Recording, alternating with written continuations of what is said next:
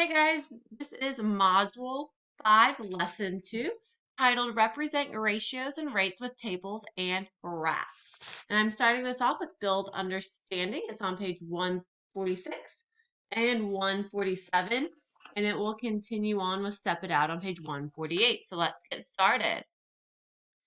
So Hank has a recipe that calls for 1 cup of sour cream and 4 cups of milk per batch. And that's what it says right up here in this picture. The table shows the amount of sour cream and milk he will need if he doubles the recipe.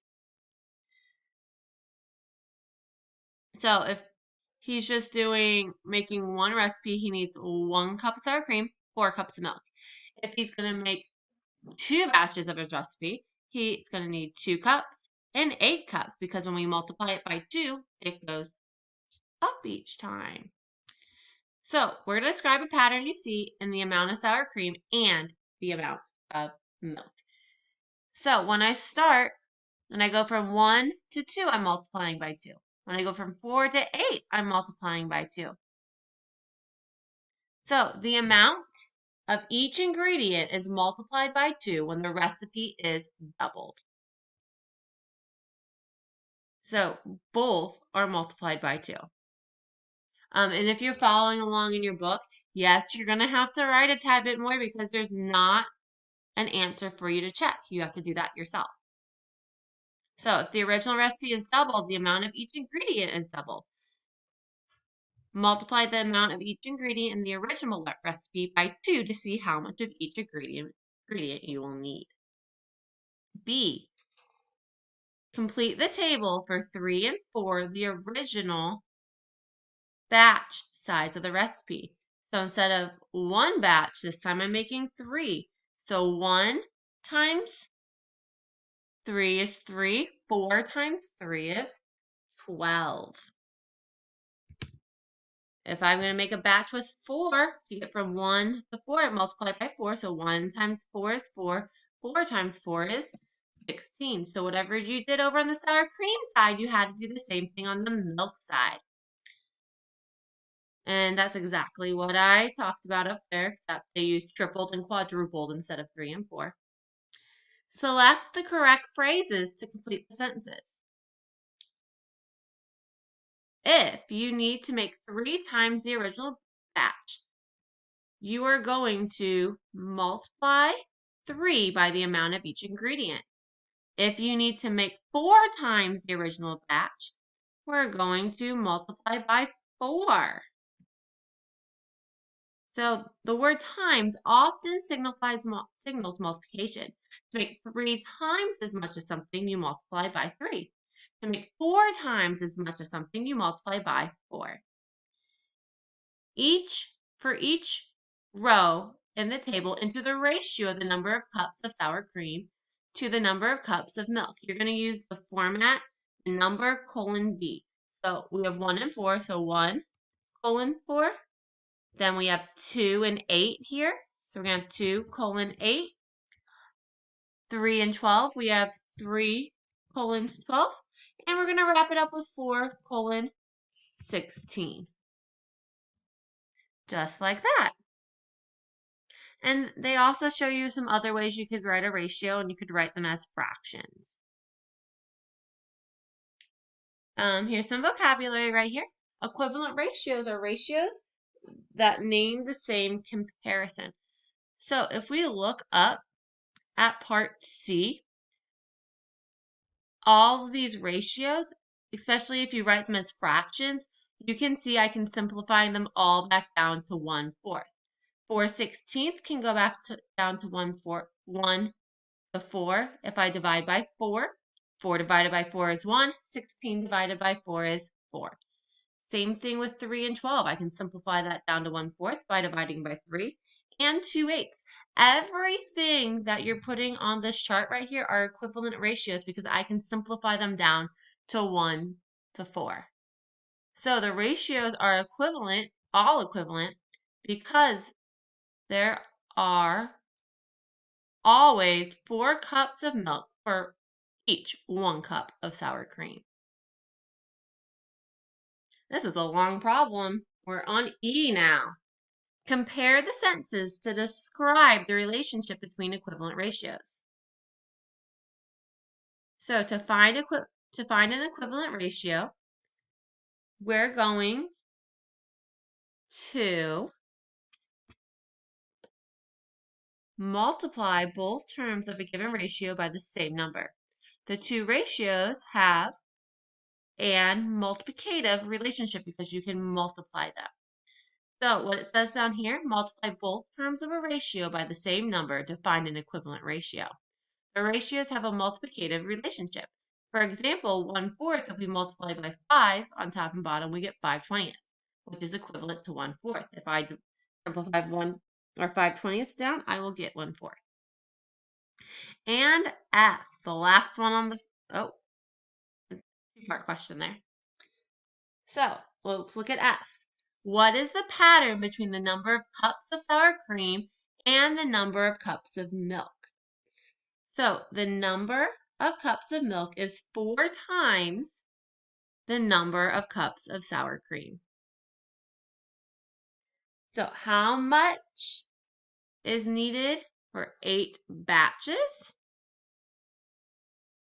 How much milk is needed for 8 batches? So I'm going to take 4 times 8 because we need 4 cups of milk in the original. And we're going to multiply it by 8. So 4 times 8 is 32. And that is our answer. And it goes off to explaining it down here for you. Okay, I went on to task 2. And it starts with number 2. Kim takes dance classes. The dance studio offers classes in blocks. So if I get it says number of classes in a block is 5, and it's going to cost us 90 minutes. If I take 8 classes, it costs 120. If I take 10 classes, it costs 140. For this, we are going to need some work paper, so make sure you're getting some out. If you're using your book, this is on page 147 if you want to write it in your book. So a rate is a ratio that compares two quantities that have different units. A unit rate is a rate in which the second quantity of the comparison is 1 unit.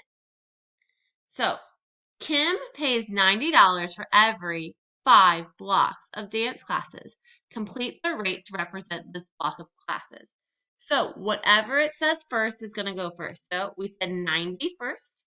So 90 is going to go on top. And then we said 5 seconds. So 5 is going to go on bottom.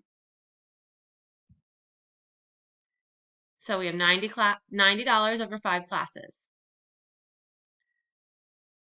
So what we're going to do is we're going to complete this little guy right here.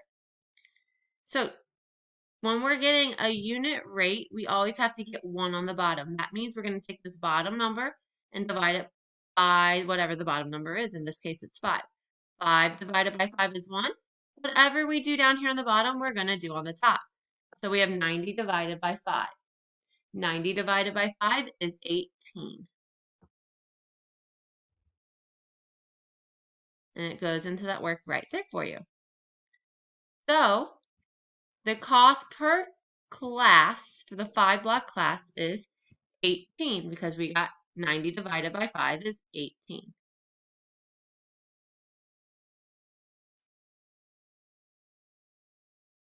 Okay, we're on C. Which sentence best describes what you did to find the cost per class in part B? So I divided both the cost and the number of classes by 5, which is this one right here. So whatever you do to one, you have to do to the other. Now I'm going to do this one for the 8 classes. To get 8 to be 1, I have to do 8 divided by 8. Since I divided by 8 on the bottom, I have to divide by 8 on top. 120 divided by 8 is 15. So if I choose to do the 8 classes, I'm paying $15 per class. And that's what we're going to put in right here. We have 15 because 120 divided by 8 is 15. And it goes on to explain it for us. So it's telling us to draw our own diagram to find the cost per class for the 10 class block, which costs $140. We're going to model our drawing.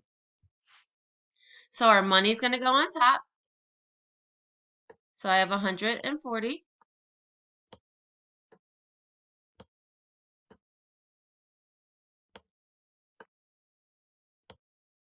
That's a 4. Sorry. I'm going with my mouse pad.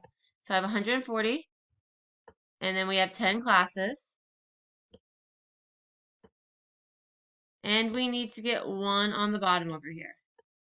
So to get 10 to be 1, I'm going to divide by 10. If I divide by 10 down here, I have to do the same thing up here. And I'm going to divide by 10. So 140 divided by 10 is 14. And that's supposed to be a dollar sign. Not my best dollar sign. So I got $14.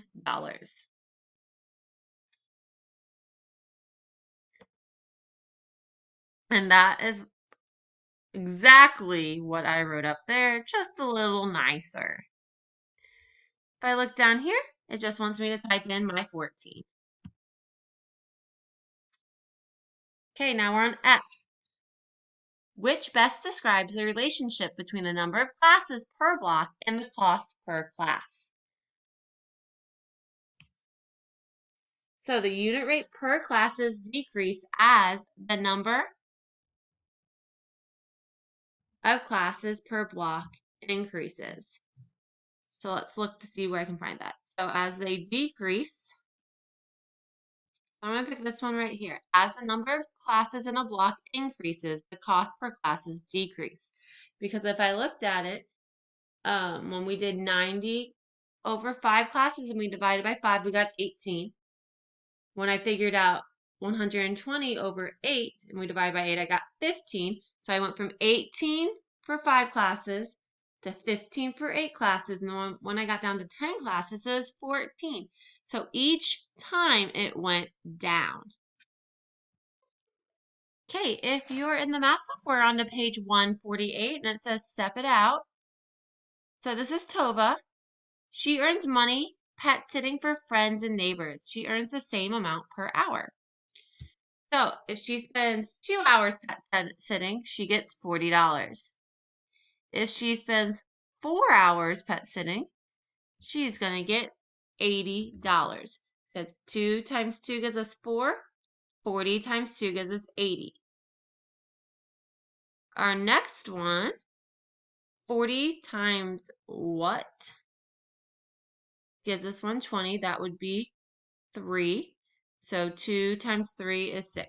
Whatever we multiply one side by, we have to multiply the other side by. So the second row shows the hours doubled from the first row, so double the earnings. The third row shows triple the amount of money from the first row, so triple the hours. Explore how to graph the data from the table. Click the graphs in order to see the progression plotted. So we start with this plain, simple one. Sorry, I forgot my computer was touchscreen.